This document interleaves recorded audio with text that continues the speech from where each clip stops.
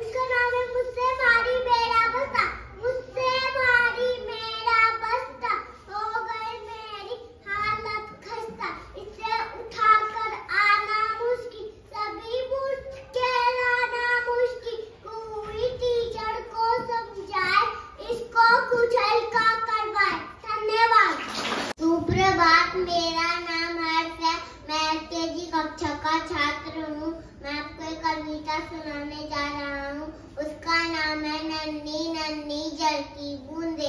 नन्ही नन्ही जल की बूंदे ऊपर से गिरकर मिट जाए, बरसातों में खेल कूद कर हम बच्चों का दिल बहलाए, पानी को चलो हम बचाएं, बिना बचे ना इसे बहाएं। धन्यवाद।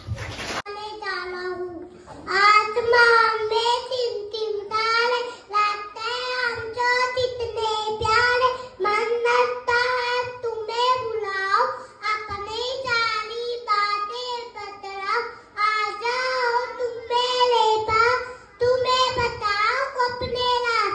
धन्यवाद। मैं नर्सरी कक्षा में पढ़ता हूँ। मैं आपको एक कविता सुनाने जा रहा हूँ। मेरी मम्मी भोली भाली, पापा मेरे प्यारे हैं, सारे जग से न्यारे हैं, मम्मी पापा दोनों मेरे, मैं उनका नन्हा मुन्ना भोला भोला प्यारा हूँ, मम्मी पापा दोनों का ही मैं आँखों का तारा हूँ। धन्यवाद। नाम मुस्कान है, मैं कक्षा UKG की छात्रा हूँ। आज मैं आप सभी के सामने एक कविता प्रस्तुत करने जा रही हूँ। उसका शीर्षक है चार दिशाएं सर बचाओ। आओ बच्चों तुम्हें बताएं, होती है कुछ चार दिशाएं, जिधर से निकले सूरज राम, पूरब लो तुम उसको माँ, पश्चिम पीछे मानो, उत्तर बाएं हाथ को जानो, दक्षिण दाएं हाथ तुम मानो, चार दिशाएं इस तरह पहचानो। धन्यवाद। शांति है, मैं कक्षा UKG की छात्रा हूँ। आज मैं आप सभी के सामने एक कविता प्रस्तुत करने जा रही हूँ, जिसका शीर्षक है मेरा भारत। भारत मेरा प्यारा देश, सब देशों से न्यारा देश, हिंदू मुस्लिम भाई भाई मिलकर रहते सिख ईसाई, इसकी धरती उगले सोना, ऊंचा हिमगिरी बड़ा सलोना, सागर धोता इसके पाप, है इसके अलवेले गाँव। धन्यवाद। मेरा नाम सुमन्या शर्मा है, मैं नर्सरी क्लास कक्षा में पढ़ती हूँ। मैं आपको कविता सुनाने जा रही हूँ। इसका नाम है मेरी मम्मी भोली भाली। मेरी मम्मी भोली भाली, पापा मेरे प्यारे हैं, मैं उनका नन्हा मुन्ना भोला भाला प्यारा हूँ, मम्मी पापा दोनों का ही मैं आँखों का तारा हूँ। धन्यवाद। निदेशक महोदय एवं महोदया, प्रधानाचार्य जी एवं शिक्षकगण, आप सभी को मेरा सुप्रभात। मेरा नाम रूही है, मैं कक्षा तीसरी की छात्रा हूँ। आज मैं आपके समक्ष एक कहानी प्रस्तुत करने जा रही हूँ, जिसका शीर्षक है बुद्धिहीन वज्राज। बहुत पुरानी बात है, गुरुकुल में वज्राज नाम का एक बालक पढ़ता था। उसका मन पढ़ने लिखने में नहीं लगता था। सभी विद्यार्थी उसका मजाक उड़ाते थे और उसे मूर्खराज कहकर चिढ़ाते थे। गुरुजी उसे समझाते, लेकिन उसे कुछ भी समझ ही नहीं आता। उसके सभी साथी अगली कक्षा में चले गए, लेकिन वज्राज उसी कक्षा में रह गया। एक दिन गुरुजी ने निराश होकर कहा, बेटे वज्राज, पढ़ना लिखना तुम्हारी बस की बात नहीं। लगता है ईश्वर ने तुम्हारे भाग्य में विद्या लिखी ही नहीं। इससे अच्छा है कि तुम अपने गांव वापस लौट जाओ और वहां पर अपने पिताजी के काम में हाथ बटाओ। गुरुजी की बात सुनकर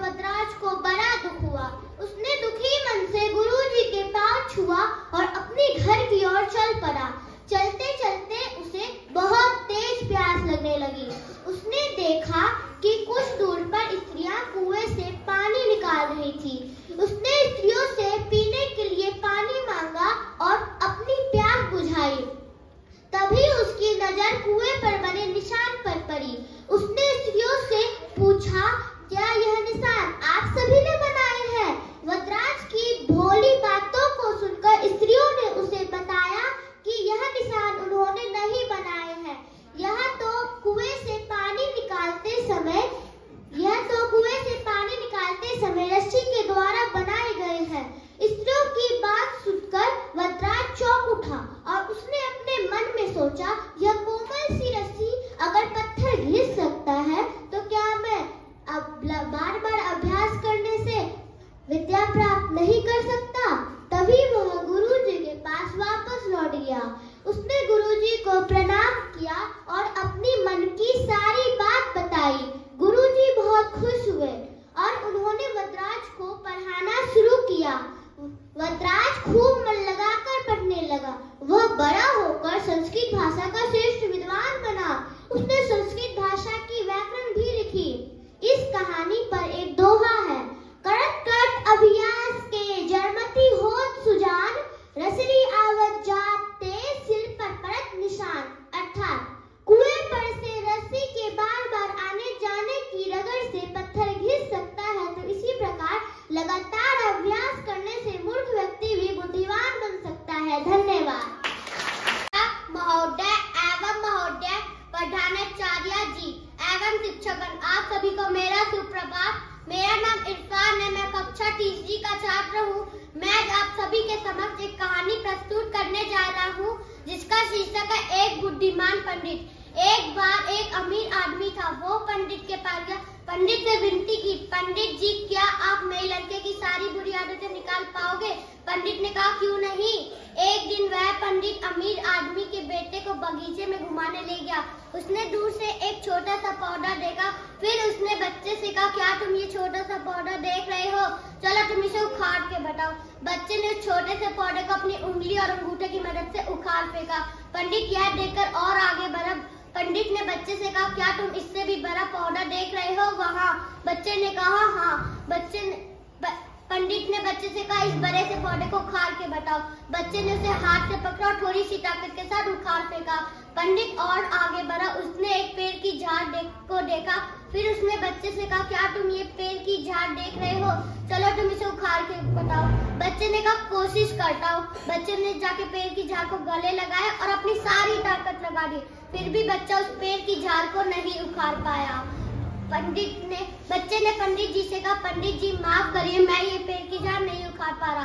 पंडित जी ने बहुत सूझबूझ के साथ बच्चे को समझाया, ऐसी ही हमारी बुरी आदतें होती है। जब वो नई होती है तो वो हमारे साथ चलती है, पर जब वो आदतें बहुत गहरी हो जाती है तो वो बहुत उखड़ती नहीं है। बच्चा समझ गया और उसने अपनी सारी बुरी आदतें उखाड़ फेंका।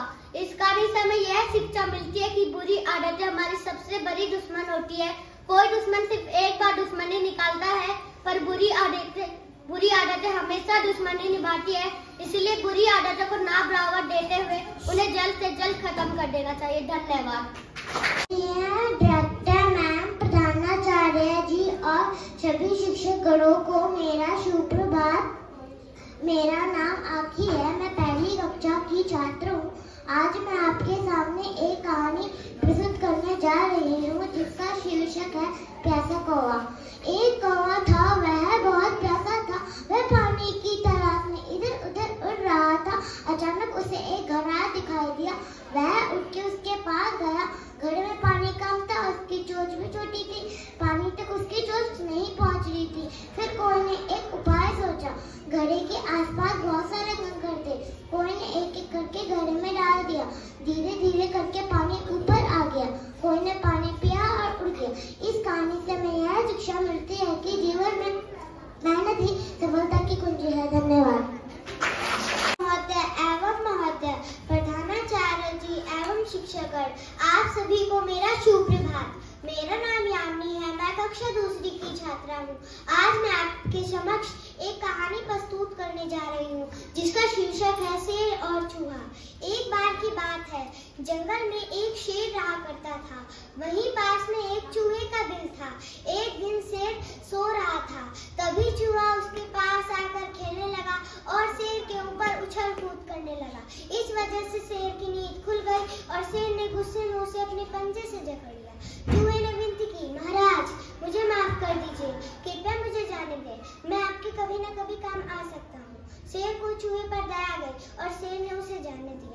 एक दिन शेर शिकार का पीछा करते हुए खुद शिकारी के जाल में फंस गया। जाल से निकलने का बहुत प्रयास किया पर शेर नहीं निकल पाया और गुस्से में दहाड़ा। शेर की दहाड़ सुनकर चूहा वहां आ पहुंचा और अपने नुकीले दांतों से जाल को काटकर शेर को आजाद कर दिया। शेर ने चूहे की तरफ देखकर उसका धन्यवाद किया।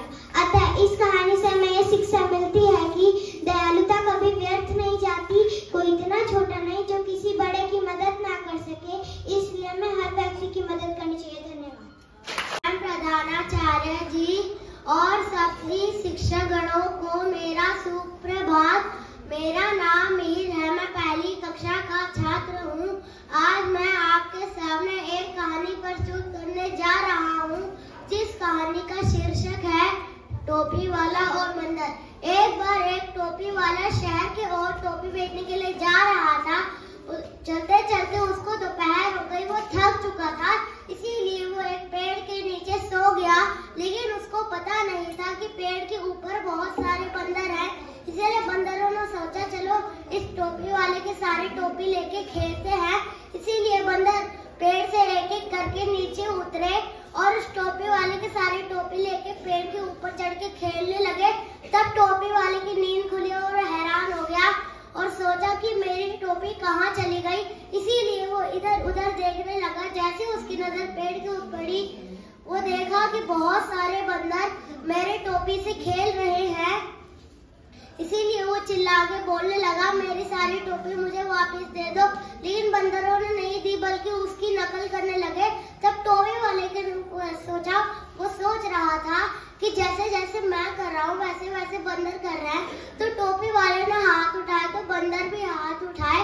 टोपी वाला कूदने लगा तो बंदर भी कूदने लगे और टोपी वाले के सर पे भी एक टोपी थी। अपने टोपी को नीचे फेंका तो सारे बंदर ने भी अपने टोपी को नीचे फेंका। तब टोपी वाले ने अपने टोपी को टोकरी में इकट्ठा किया और शहर की ओर भाग गया। इस कहानी से हमें यह शिक्षा मिलती है कि हमेशा नकल करना ठीक नहीं होता है, इसीलिए हमको अपनी बुद्धि का इस्तेमाल करना चाहिए। धन्यवाद। निदेशक महोदय एवं महोदय प्रधानाचार्य जी एवं शिक्षकगण, आप सभी को मेरा सुप्रभात। मेरा नाम नैतिक है, मैं कक्षा दूसरी का छात्र हूँ। आज मैं आपके समक्ष एक कहानी प्रस्तुत करने जा रहा हूँ जिसका शीर्षक है लालची कुत्ता। एक कुत्ता था, वह सड़क पर चल रहा था। चलते चलते उसे एक रोटी का टुकड़ा मिला। उसने उस रोटी के टुकड़े को अपने मुंह में दबा लिया और जंगल की तरफ चलने लगा। चलते चलते उसे एक नाला दिखाई दिया। उसी नाले के ऊपर एक पुल बना था। कुत्ते ने पुल पार करते समय पानी में अपने ही जैसे एक कुत्ते को देखा। उसके पास भी एक रोटी थी। उसने सोचा कि क्यों ना इसकी भी रोटी छीनी जाए। उसने भौंकने के लिए जैसे ही मुंह खोला, उसके मुंह से रोटी का टुकड़ा पानी में गिर गया और फिर वह बैठकर सोचने लगा कि मेरे पास एक ही रोटी थी, वो भी मैंने गवा दी। अतः हमें इस कहानी से यह शिक्षा मिलती है कि हमें लालच नहीं करना चाहिए। धन्यवाद।